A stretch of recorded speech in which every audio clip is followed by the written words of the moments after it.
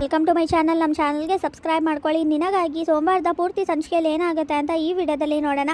ರಚನಾ ಹೇಳ್ತಾಳೆ, ಕೃಷ್ಣ ನನ್ನ ಜೊತೆನೇ ಇರಬೇಕು ಅಂತ. ಅಲ್ಲ, ಇವ್ರು ಯಾರು ಹೇಳೋದಕ್ಕೆ? ಇವ್ರು ಏನೂ ಅಲ್ಲ, ಇವ್ರು ಯಾರು ಸಂಬಂಧನೂ ಅಲ್ಲ ಕೃಷ್ಣನ್ಗೆ. ಇವ್ರ ಮಾತನ್ನ ನಂಬೇಡಿ, ಕೃಷ್ಣ ನನಗೆ ಸೇರಬೇಕು, ನನ್ನ ಜೊತೆನೇ ಇರಬೇಕು ಅಂತ ಜನಾರ್ದನ್ ಹೇಳಿದಾಗ ನೀವು ಯಾರು ಹೇಳೋಕ್ಕೆ ಇದ್ನಲ್ಲ? ಅಲ್ಲ, ತಾಯಿ ಮಗಳನ್ನ ದೂರ ಮಾಡೋಕ್ಕೆ ಎಷ್ಟು ಧೈರ್ಯ ನಿಮಗೆ? ನೀವು ಯಾರು ನನ್ನ ಮಗಳನ್ನ ನನ್ನಿಂದ ದೂರ ಮಾಡೋಕ್ಕೆ ಅಂತ ಇಲ್ಲಿ ರಚನಾ ಹೇಳಿದಾಗ, ಏನಮ್ಮ ಮಾತಾಡ್ತಿದ್ಯಾ, ನಿಲ್ಲಿಸು ಅಂತ ಕೋಪ ಮಾಡ್ಕೊಂಡು ಜನಾರ್ದನ್ ಹೇಳ್ತಾರೆ. ಆಗ ಸುಮ್ಮನೆ ಇರಿ ಎಲ್ಲರೂ ಸ್ವಲ್ಪ ಅಂತ ಹೇಳ್ತಾರೆ ಜಡ್ಜ್. ಆಗ ಸಾರಿ ಮೇಡಮ್ ಅಂತ ಜನಾರ್ದನ್ ಹೇಳ್ತಾ ಇರ್ತಾರೆ. ಹಾಗೆ ಇಲ್ಲಿ ವಜ್ರೇಶ್ವರಿ ಹತ್ರ ಮನೋಹರ್ ಬಂದು ರಚನಾ ಮದುವೆ ಆಯಿತು ಅಂದಿದ ತಕ್ಷಣ, ಏನು ರಚನಾ ಮದುವೆ ಆಯ್ತಾ? ಅಲ್ಲ, ಏನು ಅನ್ಕೊಂಡಿದ್ಯಾ ನೀನು ಬಂದು ಹೇಳಿದ ತಕ್ಷಣ ನಾನು ನಂಬಿಡ್ತೀನಿ ಅಂತ ಅನ್ಕೊಂಡಿದ್ಯಾ? ಇದನ್ನೆಲ್ಲ ನಾವು ಕತೆ ಹೇಳಿ ಬೇರೆ ಕಡೆ ಗಮನ ತಿರುಗ್ಸಕ್ಕೆ ನೋಡ್ತಾ ಇದೆಯಾ ಅಂತ ನಮ್ಗೆ ಚೆನ್ನಾಗಿ ಗೊತ್ತಿದೆ. ನಿನ್ನ ಮಾತನ್ನ ನಾವು ಯಾವುದೇ ಕಾರಣಕ್ಕೂ ನಂಬೋದಿಲ್ಲ.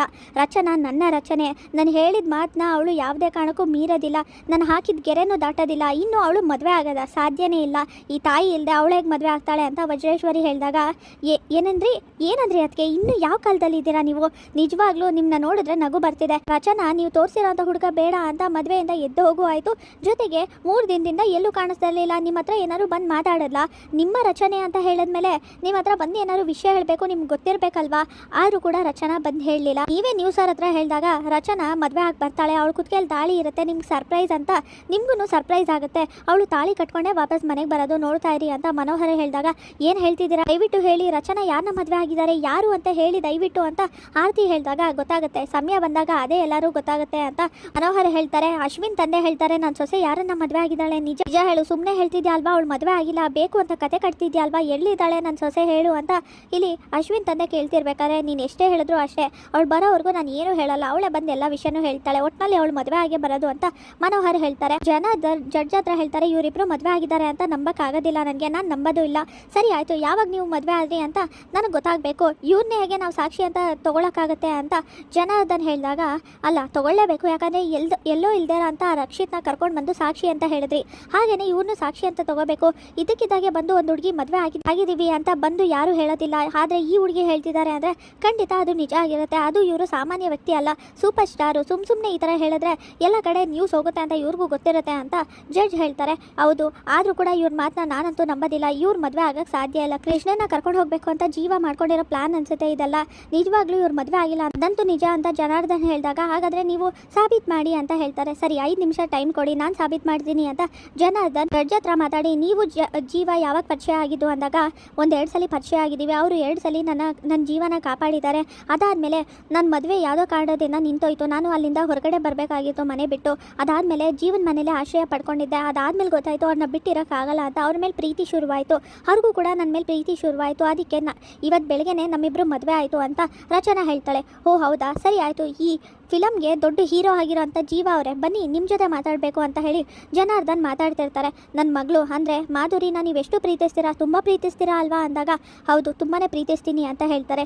ಎಷ್ಟು ಪ್ರೀತಿಸ್ತೀರಾ ಅಂತ ಜನಾರ್ದನ್ ಹೇಳಿದಾಗ, ಈ ಆಕಾಶನ ಮುಟ್ಟಕ್ಕಾಗದೇ ಇರೋಷ್ಟು ಪ್ರೀತಿಸ್ತೀನಿ ನಾನು, ಅದನ್ನು ಮುಟ್ಟಕ್ಕಂತೂ ಆಗೋದಿಲ್ಲ. ಹಾಗೆಯೇ ನನ್ನ ಮಾಧುರಿ ಮೇಲಿರೋಂಥ ಪ್ರೀತಿನ ನಾನು ಎಣ್ಸೋಕ್ಕೂ ಆಗೋದಿಲ್ಲ, ಅಷ್ಟು ಪ್ರೀತಿಸ್ತೀನಿ, ನಾನು ಸಾಯೋವರೆಗೂ ಪ್ರೀತಿಸ್ತಾನೆ ಇರ್ತೀನಿ ಯಾವತ್ತಿಗೂ ಅಂತ ಜೀವ ಹೇಳ್ತಾನೆ. ಸರಿ, ಹಾಗಾದರೆ ಇಷ್ಟೊಂದೆಲ್ಲ ಪ್ರೀತಿಸೋ ನೀವು ಅದು ಹೇಗೆ ಸಾಧ್ಯ ಇನ್ನೊಬ್ಬರನ್ನ ಮದುವೆ ಆಗೋಕ್ಕೆ? ಹಾಗಾದರೆ ನಿಮ್ಮ ಪ್ರೀತಿ ಸುಳ್ಳು ಅಂತ ಆಯ್ತಲ್ವಾ?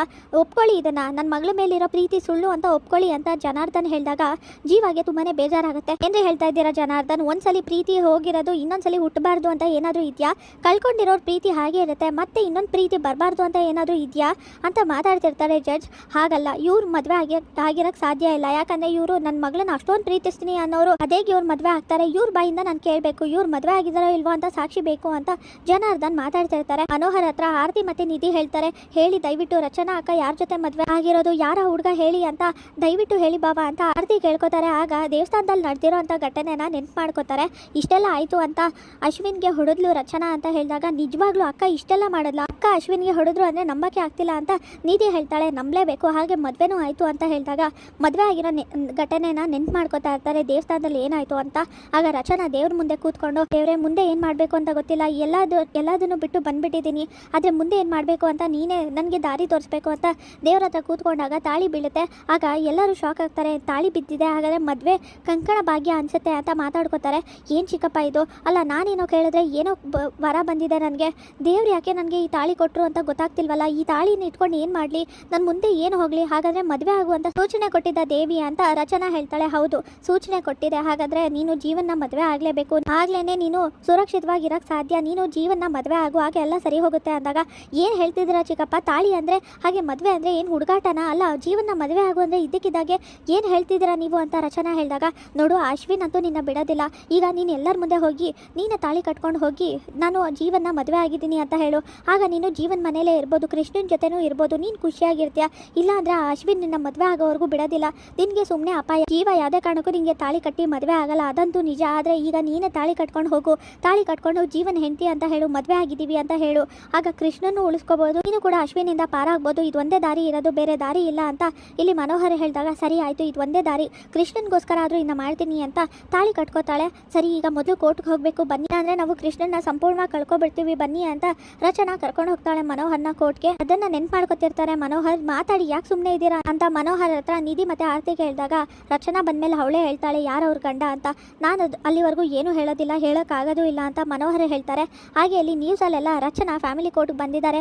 ಯಾರ ಜೊತೆ ಬಂದಿರ್ಬೋದು? ಅಲ್ಲ, ಮದುವೆ ಆಗಿದ್ದಾರೆ, ಆದರೆ ಅವ್ರ ಮದುವೆಯಲ್ಲಿ ಏನಾದರೂ ಸಮಸ್ಯೆ ಇದೆಯಾ ಅಂತ ಮಾತಾಡ್ಕೋತಾ ಇರ್ತಾರೆ. ಅದನ್ನೆಲ್ಲ ನೋಡಿ ಏನಾಗಿದೆ, ರಚನಾ ಯಾಕೆ ಈ ಕೋರ್ಟ್ಗೆ ಹೋದ್ಲು? ಅಲ್ಲ, ಏನಾಗಿದೆ, ಅವಳ ಮದುವೆ ಏನೋ ಆಗಿದೆ, ಆದರೆ ಏನು ಇದೆಲ್ಲ ಒಂದು ಅರ್ಥ ಆಗ್ತಿಲ್ಲ ಅಂತ ಮಾತಾಡ್ತಿರ್ಬೇಕಾದ್ರೆ, ಎಂಥದ್ದು ಇಲ್ಲ, ಇದೆಲ್ಲ ಬರೀ ಕತೆ, ಮದುವೆನೂ ಆಗಿಲ್ಲ, ಏನೂ ಆಗಿಲ್ಲ ಅಂತ ಅಶ್ವಿನ್ ಕೋಪ ಮಾಡ್ಕೋತಾನೆ. ಇವ್ರು ಬೇಕು ಅಂತ ಇಲ್ದರನ್ನೆಲ್ಲ ಹೇಳ್ತಾ ಇದ್ದಾರೆ ಅಂತ ಟಿವಿನ ಹೊಡೆದಾಕಕ್ಕೆ ಹೋಗ್ತಾನೆ.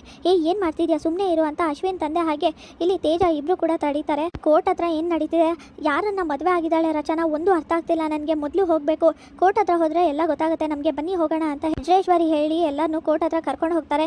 ಸರಿ ಆಯಿತು ಜೀವ, ನೀವು ನಿಮ್ಮ ಬಾಯಾರ ಹೇಳಿ, ನಿಮಗೂ ಮತ್ತು ರಚನಾ ಅವ್ರಿಗೂ ಮದುವೆ ಆಗಿದೆಯಾ ಅಂತ ಇಲ್ಲಿ ಜನಾರ್ದನ್ ಮತ್ತು ಜಡ್ಜ್ ಕೇಳಿದಾಗ ಅದು ಅಂತ ಜೀವ ಯೋಚನೆ ಮಾಡ್ತಿರ್ತಾನೆ. ಆಗ ಏನ್ರಿ ಯೋಚನೆ ಮಾಡ್ತಿದ್ರ, ಮಾತಾಡಿ ಅಂತ ಹೋಗಿ ಕಾಲು ತುಳಿದ ತಕ್ಷಣ ಅಂತ ಜೋರಾಗಿ ಕಿರ್ಚ್ಕೋತಾನೆ ಜೀವ. ನೋಡಿದ್ರಲ್ಲ, ಅವರೇ ಒಪ್ಕೊಂಡಿದಾರಲ್ವಾ, ಈಗ ಮದುವೆ ಆಯಿತು ಅಂತ ರಚನಾ ಹೇಳಿದಾಗ ಅವರೆಲ್ಲ ಒಪ್ಕೊಂಡ್ರು. ಅಲ್ಲ, ಏನೋ ತುಳಿದಾಗ ಸೌಂಡ್ ಬಂದಿದ್ದು, ಇಲ್ಲ ನೋವಾದಾಗ ಸೌಂಡ್ ಬಂದಿರೋ ಥರ ಅಂತ ಅಮ್ಮ ಅಂತ ಜೋರಾಗಿ ಕಿರ್ಚ್ಕೊಂಡ್ರು ಅಷ್ಟೇ. ಇದನ್ನೆಲ್ಲ ಒಪ್ಕೊಳ್ಳೋಕ್ಕಾಗಲ್ಲ, ಅವ್ರ ಬಾಯಾರೇ ಹೇಳಬೇಕು ಮದುವೆ ಆಗಿದ್ದೀವಿ ಅಂತ, ಅಲ್ಲಿವರೆಗೂ ಒಪ್ಕೊಳ್ಳೋಕೆ ಸಾಧ್ಯನೇ ಇಲ್ಲ ಅಂದಾಗ, ಯಾಕೆ ಒಪ್ಕೊಳ್ಳೋಕೆ ಸಾಧ್ಯ ಇಲ್ಲ? ನನಗೆ ಗೊತ್ತು ನೀವು ಬೇಕು ಅಂತಲೇ ಈ ಥರ ಮಾಡ್ತಿರೋದು, ನೀವೇನು ಅಂತಲೂ ಗೊತ್ತಿದೆ. ಕೃಷ್ಣ ಸ್ಕೂಲ್ ಹತ್ರ ಹೋಗಿ ನೀವು ಬೇಕು ಅಂತ ಅಕಸ್ಮಾತ್ ನನ್ನ ಜೊತೆ ಬರಲಿಲ್ಲ, ನನ್ನ ಪರವಾಗಿ ಮಾತಾಡಿಲ್ಲ ಅಂದರೆ ನಿನ್ನ ತಂದೆನ ಸಾಯಿಸ್ತೀನಿ ಅಂತ ಹೇಳಿದ್ದು ನನಗೆ ಗೊತ್ತಿಲ್ಲ ಅಂತ ಅಂದ್ಕೊಂಡಿದ್ದೀರಾ ಅಂತ ರಚನಾ ಹೇಳಿದಾಗ, ಹೌದಾ ಈಗೆಲ್ಲ ಮಾಡಿದ್ದೀರಾ ಜನಾರ್ದನ್ ಅಂತ ಜಡ್ಜ್ ಕೇಳ್ತಾರೆ. ಅಯ್ಯೋ ಇಲ್ಲ, ನಾನು ಫೇಮಸ್ ಲಾಯರು, ಈ ಥರ ಯಾಕೆ ಮಾಡಲಿ, ಇವ್ರು ನನ್ನ ಸೋಲಿಸ್ಬೇಕು ಅಂತ ಇದರೆಲ್ಲ ಕತೆ ಹೇಳ್ತಾ ಇದ್ದಾರೆ, ಇದೆಲ್ಲ ಸುಳ್ಳು ಅಂತ ಇಲ್ಲಿ ಜನಾರ್ದನ್ ಹೇಳ್ತಾರೆ. ನಾನು ಯಾಕೆ ಸುಳ್ಳು ಹೇಳಿ, ನಿಜಾನೇ ಹೇಳ್ತಾ ಇದ್ದೀನಿ. ನೋಡಿ, ನೀವು ಹೇಳ್ದಾಗೆ ಕೃಷ್ಣನ್ಗೆ ತಾಯಿ ಪ್ರೀತಿ ತುಂಬಾನೇ ಮುಖ್ಯ, ಅದಕ್ಕೆ ನಾನು ತಾಯಿಯಾಗಿ ಕೃಷ್ಣನ್ ಜೊತೆ ಇರ್ತೀನಿ. ಕೃಷ್ಣನ್ಗೆ ನನ್ನ ಪ್ರೀತಿ ತುಂಬಾನೇ ಮುಖ್ಯ, ಅವಳು ನನ್ನ ಜೊತೆ ಇರೋದಕ್ಕೆ ತುಂಬಾನೇ ಇಷ್ಟಪಡ್ತಾಳೆ, ಅದಕ್ಕೆ ಅವಳು ನನ್ನ ಜೊತೆನೇ ಇರಬೇಕು ಅಲ್ವಾ ಕೃಷ್ಣ? ಮಾತಾಡು ಕೃಷ್ಣ, ನನ್ನ ಜೊತೆ ಇರೋದಕ್ಕೆ ಇಷ್ಟ ಅಲ್ವಾ? ನೀನು ಯಾರ ಜೊತೆ ಹೋಗ್ತೀಯಾ ಅಂತ ಹೇಳಿದಾಗ, ನಾನು ಸ್ಟಾರಮ್ಮನ ಜೊತೆ ಹೋಗ್ತೀನಿ ಅಂತ ಇಲ್ಲಿ ಕೃಷ್ಣ ಕೂಡ ಹೇಳ್ತಾಳೆ. ಇಲ್ಲ, ಇದೆಲ್ಲ ಸುಳ್ಳು, ಬೇಕು ಅಂತಾನೆ ಮಾಡ್ತಿದ್ದಾರೆ, ಇದರಲ್ಲಿ ಸಾಕ್ಷಿನೇ ಇಲ್ಲ, ಹೇಗೆ ಮದುವೆ ಆಗಿದ್ದಾರೆ ಅಂತ ಒಪ್ಕೊಳ್ಳೋದು ಅಂತ ಕೋಪ ಮಾಡ್ಕೊತಿರ್ತಾರೆ ಜನಾರ್ದನ್. ಇಲ್ಲಿಗೆ ಸೋಮವಾರದ ಪೂರ್ತಿ ಸಂಚಿಕೆ ವಿಡಿಯೋ ಮುಕ್ತಾಯವಾಗಿದೆ. ಈ ವಿಡಿಯೋ ಇಷ್ಟವಾಗಿದ್ರೆ ಲೈಕ್ ಮಾಡಿ, ಶೇರ್ ಮಾಡಿ, ಕಮೆಂಟ್ ಮಾಡಿ, ಹಾಗೆ ಸಬ್ಸ್ಕ್ರೈಬ್ ಮಾಡಿ.